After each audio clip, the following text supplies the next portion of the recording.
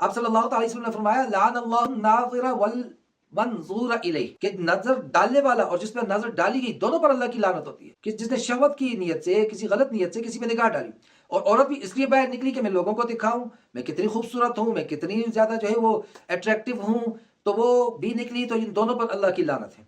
अचानक निगाह मुआफ है, फौरन झुका ली, इस्तिगफार कर लिया। जो जिस तरह मरने के बाद पर्दा है, जिंदगी में भी वही पर्दा है, और बेवगी की हालत में भी वही पर्दा है। एक शर्त और ज्यादा हो जाती है कि वो इद्दत खावंद के घर में गुजारेगी और रात बाहर नहीं गुजारेगी, ये शर्त हो जाती है। बाकी कोई, और खावंद के घर से भी जरूरत की वजह से निकल सकती है।